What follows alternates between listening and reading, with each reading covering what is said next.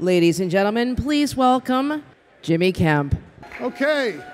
Oh, just keep on eating, keep on eating. So we are going to keep the program moving. We want you to chew, but try to chew quietly. I would like you to quiet down.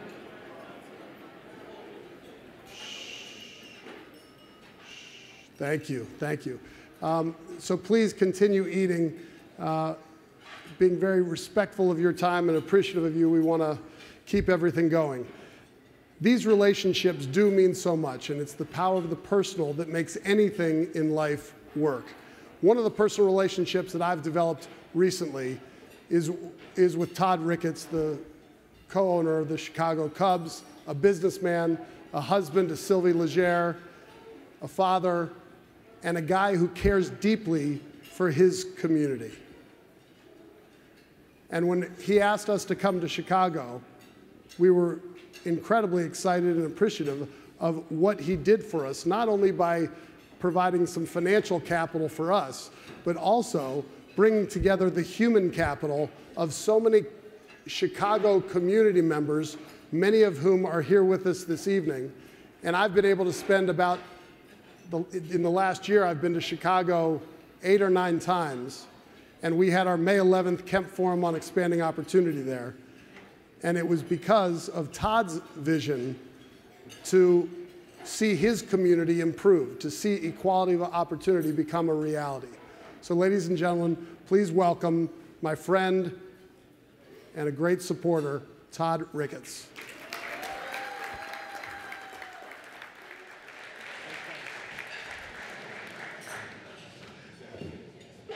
I am the opposite of Jimmy, so I'll be here for about 2 minutes. So continue eating and enjoy yourselves. And you know, above and beyond some of the other things I do with the Cubs, I am also the RNC Finance Chairman. And so I just want to say to everybody, I spend all day, every day locked in a closet calling people asking for money. So when people show up and they pay money for an event like this, I always like to say thank you for supporting the Kemp Foundation. The work is so important, and I appreciate you guys being here tonight. And I really just also want to say I appreciate Ivanka being here tonight, and her dad has given me the opportunity to work at the RNC and had so much fun, and we're doing great things for our country. So with that, I also want to say I am also from Nebraska. Senator Sass and I, we have the same sort of upbringing, and I'm going to come back to Nebraska football in a little bit because we're coming back. And I spend a lot of time in D.C., like I said, and I love D.C. I love coming here. But the city that I truly, truly love is the city of Chicago. That's right, we got a lot of Chicagoans here tonight. And I love my city so much that about 10 years ago, my siblings and I decided to buy the Chicago Cubs. And we bought that with the idea that we were going to take this team that had been a cellar dweller, lovable loser, call it what you will, for 100 years and turn that thing into a winner for our city. So in 2009, we actually took possession of the team after the season. And we spent about 2 years analyzing everything that was going on through that business, analyzing how the corporate sponsorships and ticketing and marketing and how the baseball operations operated. So after about 2 years of analysis, we put together what we called our 5-year plan. And that started in November 2011. It matches up with the hiring of a guy named Theo Epstein, who is not from Chicago, but is now. And so Theo, along with Theo and our team, we put together this 5-year plan. And in 2016, we won the World Series for the first time in 108 years with the Chicago Cubs. Thank you. And I tell that because it made me feel so good to bring so much joy and happiness to the city that I love and see people just gathering around and coming together as a community to celebrate the victory. And a little while after that, I woke up on a Monday morning and I was reading the newspaper, reading about another violent weekend in Chicago. And the thing that just tears at my heartstrings every week because we have so much violence on the South and West Side. And I said to myself, we're not done yet. We brought some joy and happiness through the winning the World Series with the Cubs, but we're not done yet. There's still a lot of work to be done. That is when I reached out to Jimmy and the Kemp Foundation and said, we need to come to Chicago and we need to find out who the people who are doing such great work in the communities and bringing people together, helping our kids grow up right. Let's bring those people together and understand what they do and then figure out how we can help. And so it was through that effort that we started convening leaders, community leaders, networking. One of the shocking things that I discovered was that a lot of the people that do the great work, they didn't know each other. And so as I was getting to know these people, they were getting to know each other. And we were just talking about it at our dinner table here. And really, I'm so excited that so many of them came tonight. So at our table right here was my lovely wife, Sylvie, but then also Jamila, I got Damien, Mona, Kristen, who kind of pulls everything together every day, Bob, and Pastor Brooks, who are just some of the greatest people in Chicago. There's a lot of leadership at this table. And there's some others here in the room tonight too, but like it's a lot of leadership at this table. And this kind of brings me back to our speaker, our next speaker. And that is to say, the reason that I reached out to Jimmy and the Kemp Foundation when I wanted to start doing something more in Chicago was because I saw our next speaker on TV in January of 16 at a Kemp Foundation summit in South Carolina talking about poverty policy. And I thought that, this is the guy that we need to look to for leadership on the issues that are hitting our cities. And so that's why I reached out to the Kemp Foundation. And really, I'm gonna bring it back to Nebraska football for a little bit, and I'm gonna put this down on everybody in this room. In a couple of weeks, I'm gonna go to the College Football Hall of Fame induction for a guy who played football at Nebraska named Aaron Taylor. Now, Aaron Taylor was an offensive lineman at Nebraska in the mid-90s when we were pretty good. And our quarterback at that time was a guy named Tommy Frazier. And Aaron tells the story of being down 17-9 in the fourth quarter with 10 minutes left in the game, playing Miami for the national championship in the Orange Bowl. And he said Tommy Frazier came into the huddle, and he turned to everybody, and he said, "We're going to win this game right here and right now." One of the greatest leadership lines I've ever heard, and I say it to everybody in this room, let's win this right here and right now to dedicate ourselves to lift up our country.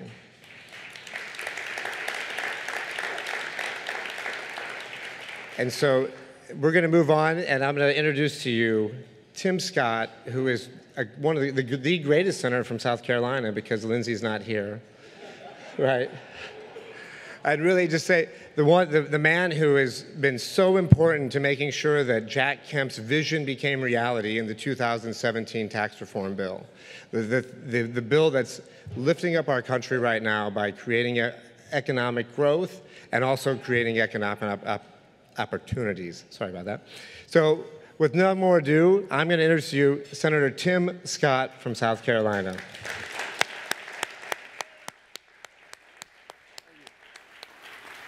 Thank you, Todd. Appreciate it.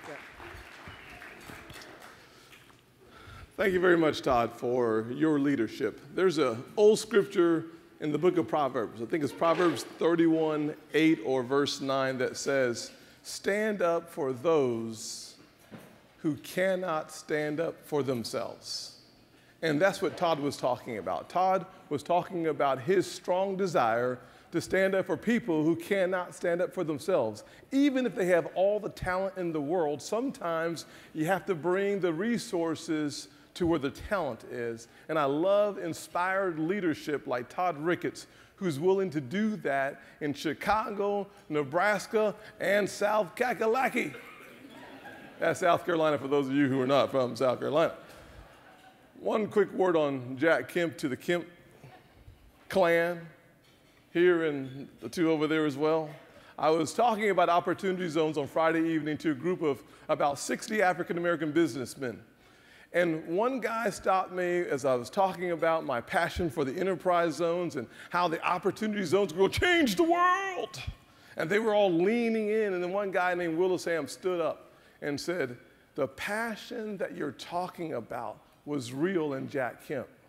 And he goes through this story and tells me how your father, your husband, ma'am, helped a guy named Mackie Goodwin get a heart transplant in 2001. A former NFL player from Burke High School in Charleston, South Carolina, who was suffering and needed a heart transplant but didn't have all the resources necessary. some former football players led by Jack Kemp help Mackie get the heart transplant he needed. So many untold stories about Jack Kemp and the Kemp family. God bless you all. I'm excited. I'm really excited about the Opportunity Zone legislation because I believe that it could truly transform lives throughout America. And as you look around this nation today, you come to one conclusion. With a 3.7% unemployment rate, with a 50-year low on unemployment rate, when you look at our economic recovery, we are in the third longest economic recovery since 1854. If we continue the current trajectory, by July of 2019, we will be in the longest economic recovery in the history of the world. 1 million people who were long-term unemployed have come back to work. But yet, our economic recovery is still very uneven.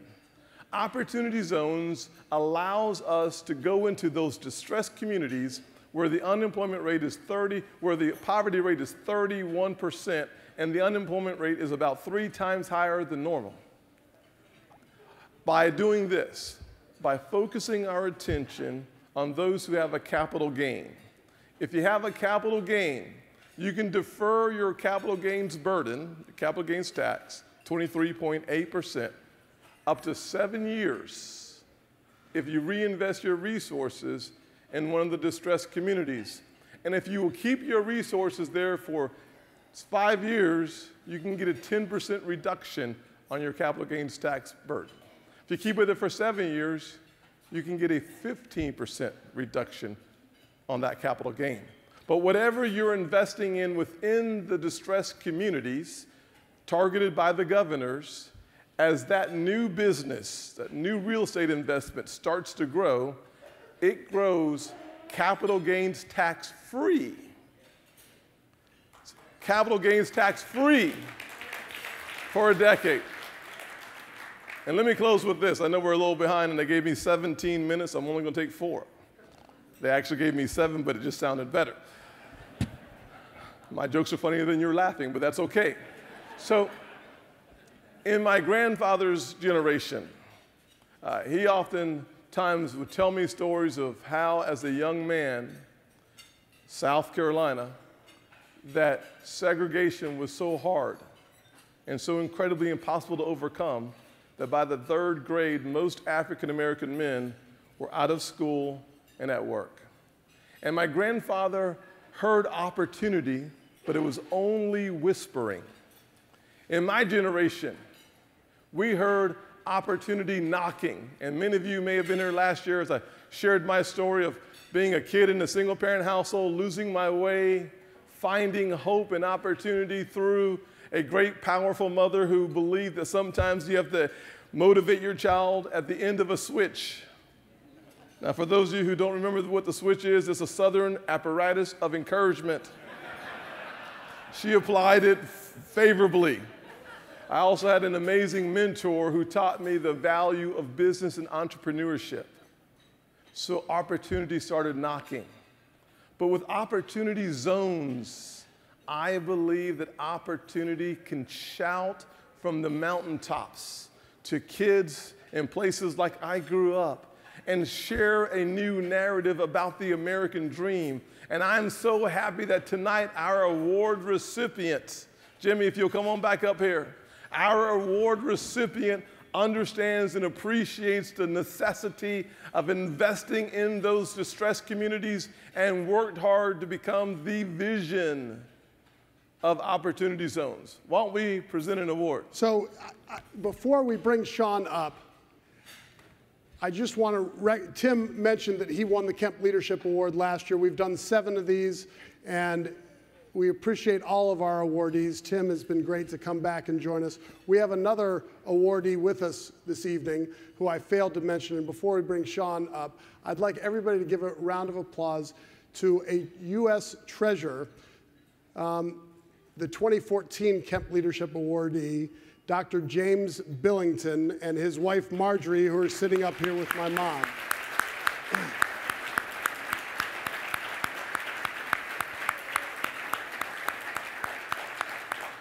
Dr. Billington was the Librarian of Congress for how many years? 28 years. He was named by President Reagan. He served our country with incredible distinction. He's an expert historian. His specialty is Russian history. And he's written some incredible books that are absolutely worth reading. His speech at our Kemp Leadership Award Dinner 4 years ago was incredibly inspiring, and I'm really looking forward to this conversation with the 2018 Kemp Leadership Award, who I'd like to bring up right now. Please give a warm round of applause to Sean Parker.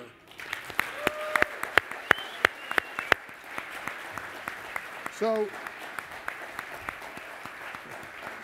Sean, we've talked a lot about you tonight. The Kemp Leadership Award goes to somebody who shows dedication and passion for the American idea. And there's a verse in Proverbs 29 that says, where there is no vision, the people perish. And Sean Parker is a man of vision. His career has showed us that. He's not afraid to make mistakes. I believe you've made a few in your life. More than my fair share. More than your fair share. But that is the American idea.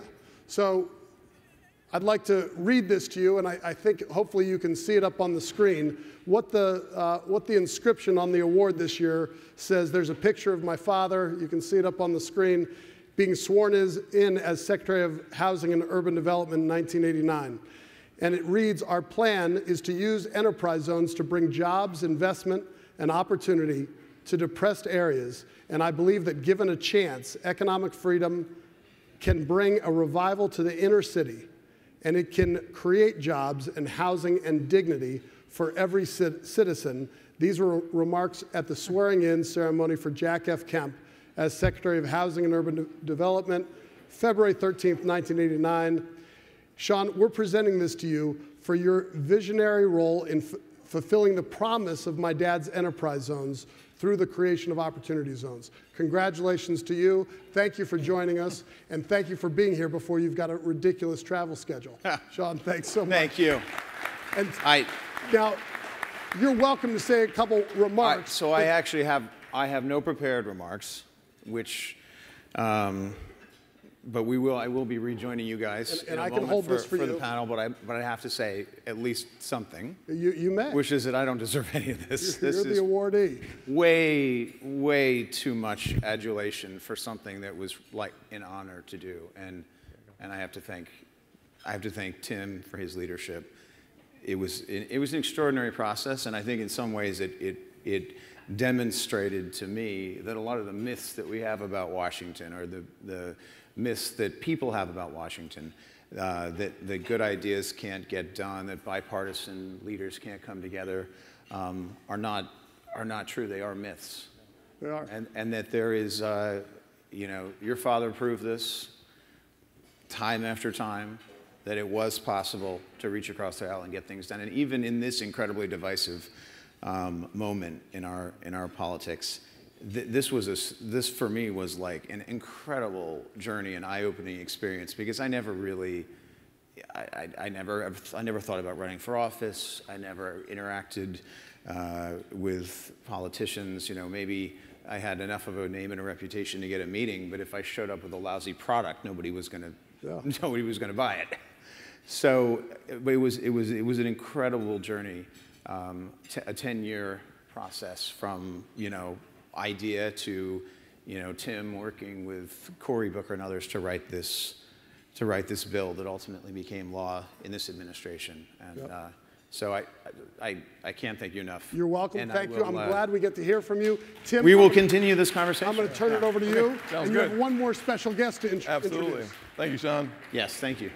Well, we have 3 chairs on the table on the dais, which tells us to please have a seat. Give the award recipient. Okay. Please have a seat. All right. Thanks. Sit down. You can see how we'll choreograph this part of this. Yes. How are you, Sean?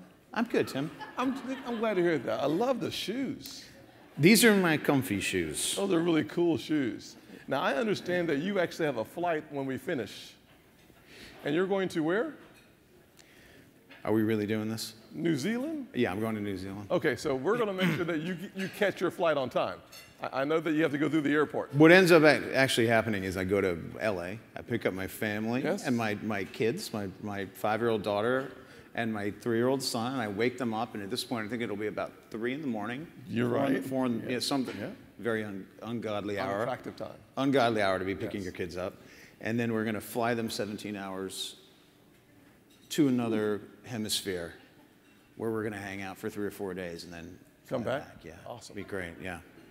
Well, looking forward to that.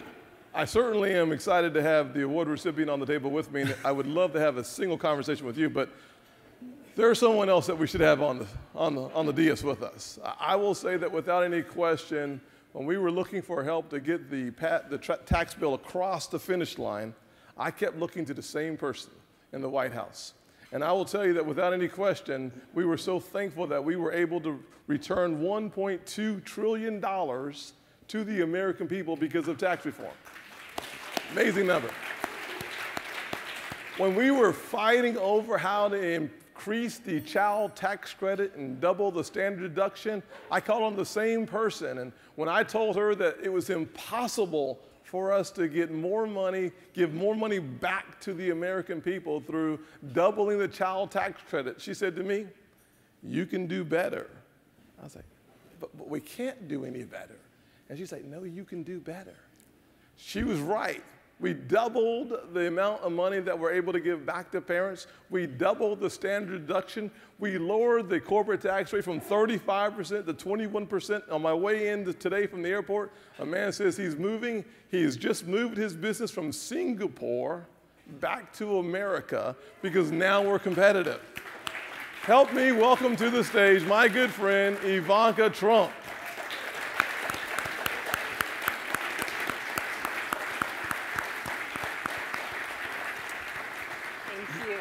Thank you. Absolutely.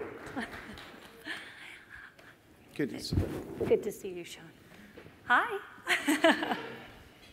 Well, why don't we just jump right into it, because I had a chance to explain the opportunity zones from a panoramic perspective, but one of the things that sometimes is lost on what opportunity zones really do provide, it provides hope, creativity, opportunity, but also a real catalyst for jobs.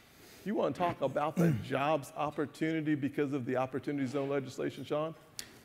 So, yeah, I mean, the realization that I think spurred a lot of this thinking for me and Tim and others early on was the fact that there was an uneven economic recovery, that there were large swaths of the country that really were lacking in economic dynamism, which means there was just unprecedented low levels of new company formation, new enterprise formation, and one of the issues was access to capital. And so, you know, the sort of weird irony of my involvement in this bill is that I'm coming from Silicon Valley, which is where you have virtually unlimited access to capital. So you've got more capital than there are good deals. And you know, it's incredibly easy to raise money as an entrepreneur in Silicon Valley if you have the right background, the right pedigree, if you can write code. I mean, if you can even show up and give a decent pitch, you can probably raise money. And this is not true for most of the country. 75% of venture capital is going to 3 markets. And we know what those markets are: New York, the Bay Area, right? San Francisco, the Bay Area, and Los Angeles. Right? 3 markets are getting 75% of all the venture capital. And the rest of the country, the numbers get even worse as you look at a few other markets. Most of the country is attracting almost no investment, virtually none. And it's, you know, it's unfortunate because if you look across the country, historically there has been an incredible economic dynamism. You look at just, you know, every Berkshire Hathaway company, and they're located all over the place in cities that are currently not attracting new investment. And so, I mean, this was the basic realization that led me to say,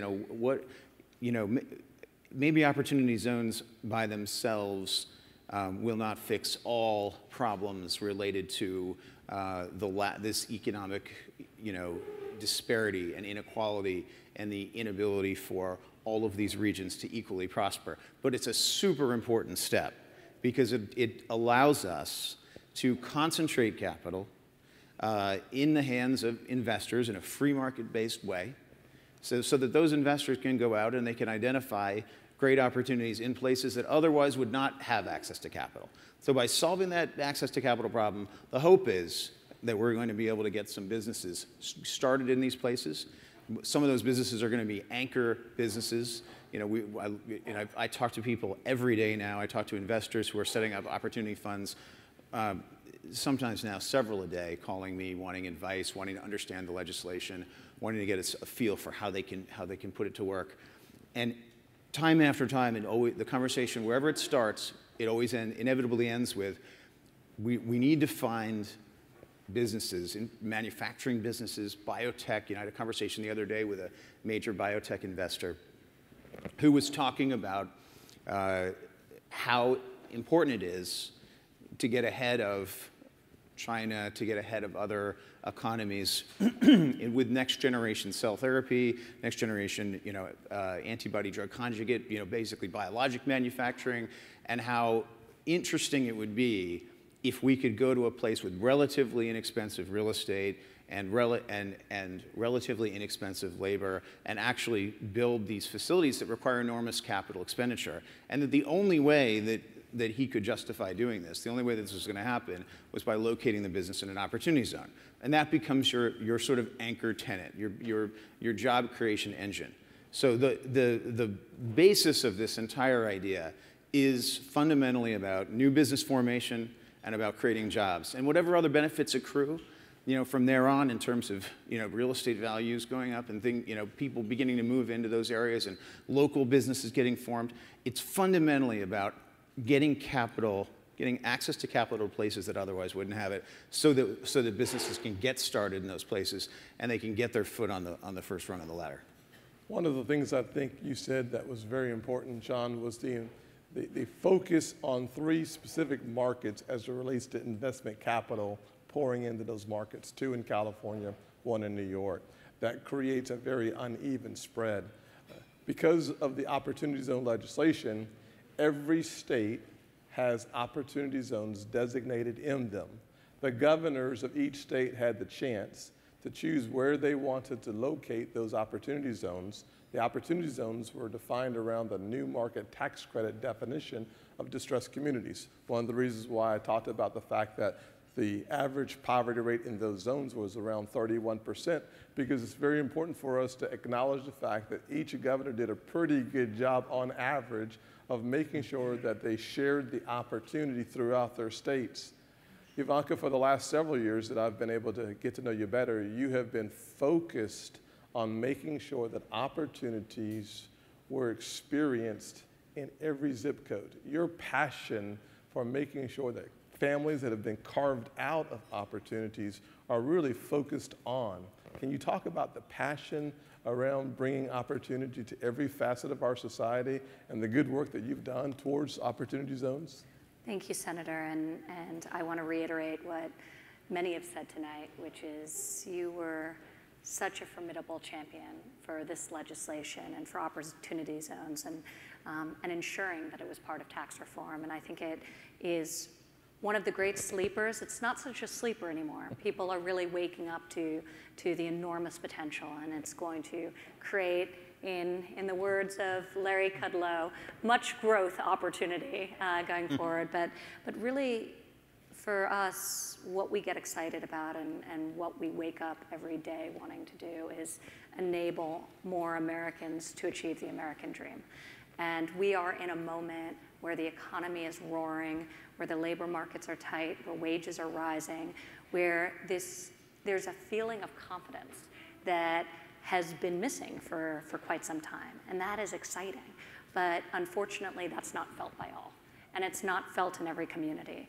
And it's hard to incentivize private sector dollars to certain areas of this country, whether it be urban, inner city communities, whether it be rural communities. And there is a reality that there's a diversity of poverty in this country. And there is no one size fits all. This is why it requires our work with the states who know best the needs, who know best the unique capabilities that they have within their states, the unique resources that they have. So having the governor designate these zones is critically important. Creating the incentive for private sector capital to go where private sector capital was overlooking for generations is critically important. So the goal ultimately at the end of the day is to lift up, as we heard earlier, as many communities and people as possible. And we think this will be an enormous catalyst to achieving that and doing what government has failed to do, which is figuring out a way to fix communities on a local level that have been fractured for so long and have been devoid of an investment. So our goal is that within not too long a period of time, there won't be this tremendous consolidation of venture capital money, but that also, and you have to think about, there's where the money flows, but there's also the entrepreneurs themselves. So if you start a small business and you're in an inner city or rural community that doesn't have a lot of access to capital, there's a tremendous opportunity cost in staying there. And once you really start to gain traction, these businesses move.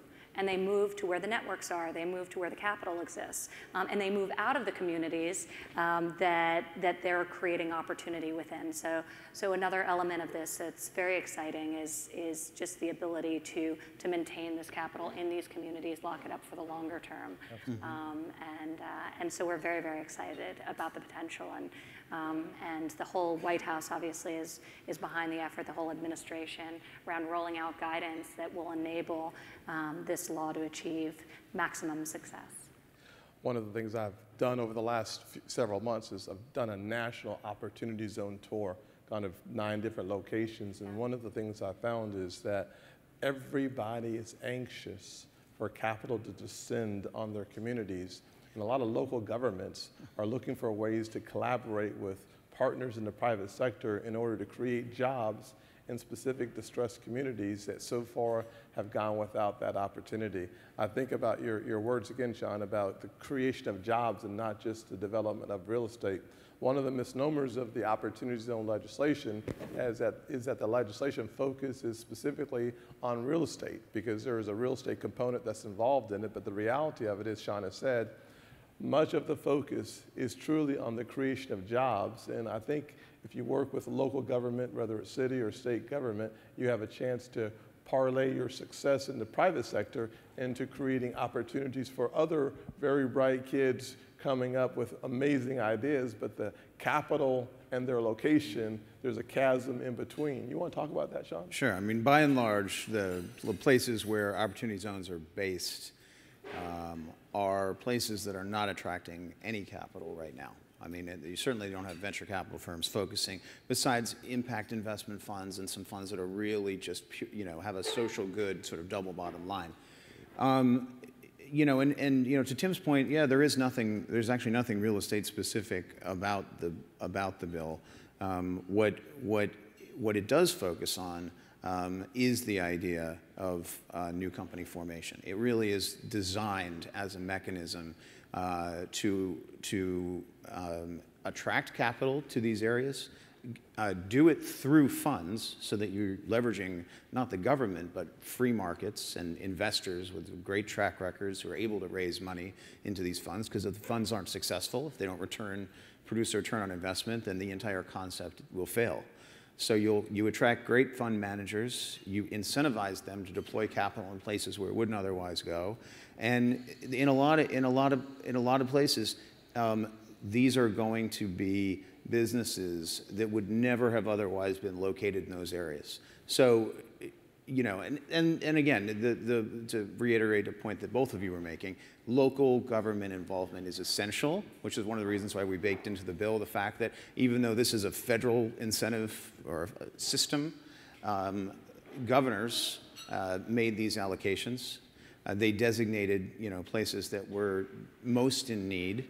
And they had to choose from a list of places that were most in need. There was only, 25% of census tracts were even eligible to begin with, and actually I think it was a little higher than that. But anyway, that were eligible to begin with, and they had to choose 25% of those within their state. So it's a pretty small selection of places where this capital can go. But what's so cool about the concept, and we do owe a great debt to Jack Kemp, and I want to sort of reinforce that because many of these ideas had their origin in Kempian ideas. And if it weren't for my knowledge growing up of Jack Kemp, I probably never would have even gotten thinking about this and never would have dedicated literally 10 years of my life to coming to Washington and getting to know people who I otherwise might never have met, and advocating for an idea, taking their feedback, taking feedback from people like Tim very early on, who immediately got this and immediately took it another step, added more ideas to it. So we really stress tested this concept and baked into it the notion that you had to have a combination of an incentive that worked across the whole country so that fund managers could build big funds, attract a lot of capital that's otherwise sitting on the sidelines. I mean, another stat we didn't mention is there's $3 trillion in unrealized capital gains. And if you add into that, other sort of non-equities and other, you get to a number that's more like $6 trillion in unrealized capital gains. And that's money that's just, sitting, most of it's actually long-term capital gains, and it's just sitting there, essentially collecting dust in people's portfolios and institutional portfolios. So this is a great way to unlock that stored capital, allow you to defer the gain, roll it into a fund that is dedicated to going out and finding great investment opportunities that meet the needs of the community leaders. So we've done a lot of work not only to engage the governors from the start, because it's baked into the bill, but then also to go to local mayors and take this show on the road to get as many local communities engaged. And I actually think that this is going to be key to the success of the legislation, is that the local leaders who are able to work well with these funds and attract businesses to their area and provide additional incentives at the local level to get businesses to come to their area are going to achieve great success with this program. The other kind of cool thing is that because it aggregates capital into these areas that know how to utilize it, eventually there will be a lot of capital sitting in opportunity funds, and it's going to need to find a place to go. I mean, there will be people who critique the bill on the basis of the fact that some areas will attract a lot of capital up front, but then year 2, year 3, you're gonna exhaust the sort of low-hanging fruit, the places where the places that maybe seemed obvious.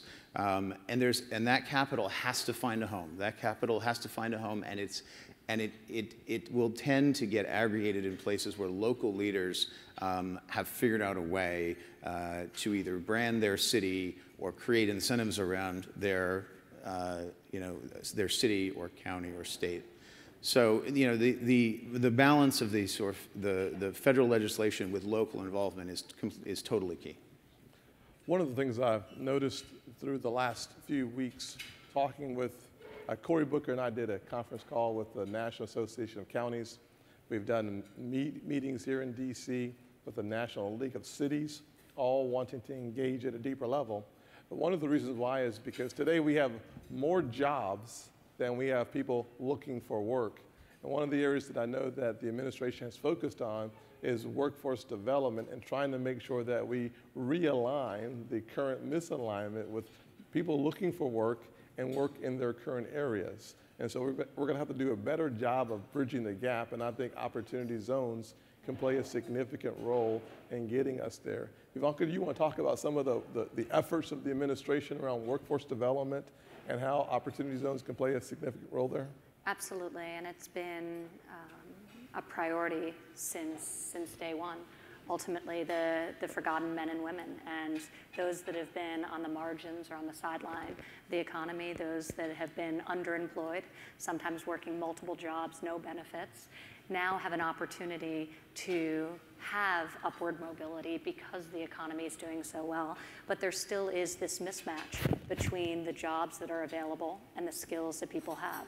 And not only super high tech, going to be the next Sean Parker type of education and ability, but high school education, post-secondary, some form of credential that enables them to become a welder, which you can earn a great living at, and we don't have enough of them, which enables you to become a plumber. So there's been this gap for a long time and has been growing in this country where there's been a myth that there's one pathway to achieving a family-sustaining job and ultimately career, and that's four-year college. And we don't discourage that, we encourage it, but we also want to open up the aperture and say that there are multiple pathways. And this is true for a student in high school who college may not be the right fit for and wants to go straight into the workforce and perhaps take on an apprenticeship to learn a skill, or a mid to late career worker who faces the tsunami of displacement that will come with automation if we're not prepared and if we don't prepare the workforce for that eventuality. So we created the National Council for the American Worker, which thinks about workforce development holistically and what we at the federal government can do. The president announced it in July of this year. One of the most exciting elements of this is just creating data transparency. Part of the reason there's this tremendous mismatch is that there's not a lot of transparency around jobs data. So it's not broken up. We can tell you how many jobs are vacant. Almost 7 million jobs are vacant. We can tell you how many people are unemployed. We can't tell you geographically where the vacant jobs are located. We can tell you what industries, but not where in the country. And we can't tell you the underlying skill set required to fill those jobs. So if you're making choices about the education you're trying to receive, it's very hard to make good choices in the absence of information. So one of the things we're working on is partnering and creating national schemas, not at the federal government, but leveraging government data so the private sector can innovate and drive solution. We're starting to see it already through MOS codes, enabling veterans to break down based on their skill set and find a job within their community by delineating not based on task, but based on skill and the skill sets that they've acquired in service. But there's so many more opportunities to do that and create innovation in the space. We also, as you know, champion the reauthorization of Perkins Career and Technical Education Act, which benefits 11 million students and workers across the country, but was in dire need of being modernized and updated to really ensure that the skills being taught to the students and workers through career and technical education aligned with the jobs in demand in those local economies. So I think a lot of what we're doing around Perkins, a lot of what we're doing with this National Council and US government efforts, and then separately as just a total and aside, but a real call to action within the private sector, we created something called our Pledge to America's Workers, where we've asked companies large and small to step up and commit to saying that they were going to offer apprenticeship or reskilling opportunities to X number of workers within the next 5 years. So we've gotten commitments that range from 2 to 1 million in terms of the numbers of workers and new jobs that these companies will create. So we're very excited about that as just the White House. You have an incredible ability to convene and prioritize, but we all know that the greatest resource of this country is our people. And we also know that as a country, even just the private sector alone, we are underinvesting in the skills of the existing workforce. And I think just in light of how quickly the nature of work is changing, we need to fundamentally rethink how we look at vocational education from the earliest years through retirement, and now beyond, as many retirees are coming back into the workforce. So we're very excited about all of these efforts, and I view this as an area where we can have some major bipartisan victories in the coming years. Absolutely. And workforce development, skills training, job creation. Larry can tell you the numbers of people coming off the sideline and back into our economy, just as a percentage. When you look at the people unemployed, 30% of them in the most recent jobs number were recently unemployed, meaning they'd come actually into, they'd started looking for work after having been disengaged in the process. And that's because the economy is doing so well, and we want to take advantage of that and use it as an opportunity to focus people on the future. Absolutely. Well, when your second quarter GDP growth is 4.2%, followed by 3.5%, with 250,000 jobs, according to the last report, we have a lot to celebrate. Some news is just good news, and our economic news is just good news. Our time has been up for about 3.5 minutes, so let me just say to Ivanka, thank you for being here with us tonight, and thank you for the administration's hard work. And Sean, thank you for your idea around opportunity zones.